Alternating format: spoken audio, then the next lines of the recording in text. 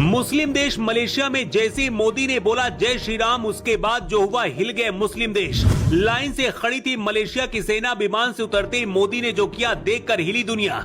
भीड़ के बीच फंसे मोदी, तभी हुई एसपीजी कमांडो की एंट्री। मुस्लिम देश मलेशिया क्या लेने पहुंचे मोदी। मलेशिया में मोदी के स्वागत में जब भारत का राष्ट्रगान बज रहा था, उस दौरान सुनकर हर हिंदुस्तानी का सीना गर्व से चौड़ा हो रहा था। लेकिन जिस मुस्लिम देश मलेशिया मोदी गए, वहां से क्या लेकर आ रहे हैं, उससे पहले तस्वीरें देखिए। जब मोदी का विमान मलेशिया में उतरा, मलेशिया की सेना स्वागत में खड़ी थी, लेकिन सामने भीड़ को देखकर मोदी ने जब जय श्री राम के नारे लगाए तो माहौल ही बदल गया। मोदी जब भीड़ के बीच में फंसे तो एसपीजी कमांडो ने मोर्चा संभाला।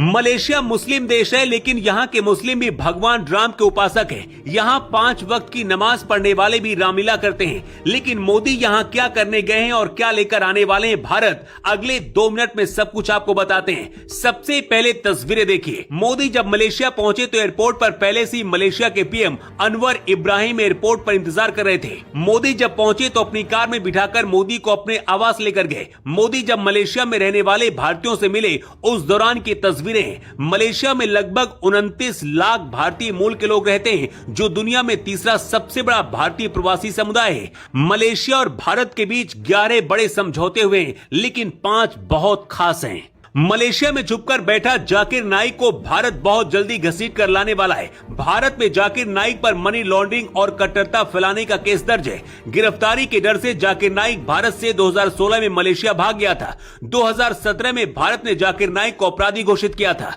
भारत चाहता है कि मलेशिया जाकिर नाइक को भारत को सौंप दे, ताकि भारत घसीट कर लाया जा सके और उसे सजा दी जाए। बताया जा रहा है कि मोदी को मलेशिया के पीएम अनवर इब्राहिम ने भरोसा दिया है कि बहुत जल्द जाकिर को भारत के हवाले कर दिया जाएगा। इसके साथ ही और भी कई बड़ी डीलें मोदी ने मलेशिया जाकर की हैं। भारत मलेशिया के बीच सेमीकंडक्टर को लेकर बड़ी डील हुई है। मलेशिया दुनिया में सेमीकंडक्टर निर्माण में 6ठे स्थान पर है। इस डील के जरिए भारत और मलेशिया सेमीकंडक्टर सप्लाई चेन को मजबूत करेंगे, जो भविष्य की डिजिटल अर्थव्यवस्था के लिए बहुत खास माना जा रहा है। भारत के यूपीआई और मलेशिया के पे नेट के बीच तालमेल बिठाने पर डील हुई है। भारत और मलेशिया में रहने वाले लोगों को व्यापार और पर्यटन के दौरान लेन देन आसान होगा। फिटनेस, एआई, क्वांटम कंप्यूटिंग पर भी डील हुई है। काउंटर टेररिज्म, इंटेलिजेंस शेयरिंग और समुद्री सुरक्षा पर अधिक गहन सहयोग करने पर भी सहमति बनी है। मलेशिया और भारत समुद्री सीमा साझा करते हैं, इसलिए समुद्र के रास्ते भी चीन जैसे दुश्मन देशों से सतर्क रहने में मलेशिया भारत की मदद करेगा।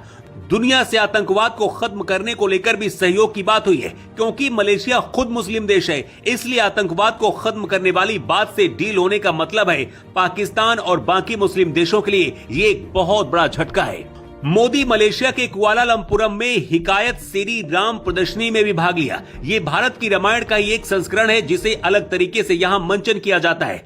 इस दौरान यहाँ पर जब मोदी और जय श्री राम के नारे लगे, तो मोदी भी जय श्री राम के नारे लगाने लगे। इसके बाद तो माहौल ही जैसे बन गया। मलेशिया में जब भारतीय समुदाय से मोदी बात कर रहे थे, उस दौरान भी मोदी जय श्री राम के नारे लगा रहे थे। आपको बता दें कि मलेशिया मुस्लिम देश है, लेकिन यहाँ के मुस्लिम भी हिंदुओं के रीति रिवाजों का पालन करते हैं। यहाँ तक की रामलीला का मंचन भी मुस्लिम करते हैं। यही वजह है कि 4 करोड़ से भी कम आबादी वाला ये देश बहुत तेजी से आगे बढ़ रहा है और यहाँ के मुसलमानों ने बहुत पहले ही सरिया से तौबा कर ली है। मलेशिया और भारत के बीच 11 बड़े समझौते हुए, जिनका असर आगे दिखने वाला है। लेकिन मोदी के इस दौरे पर आपकी क्या राय है, कमेंट बॉक्स में जरूर बताएं। Bureau report.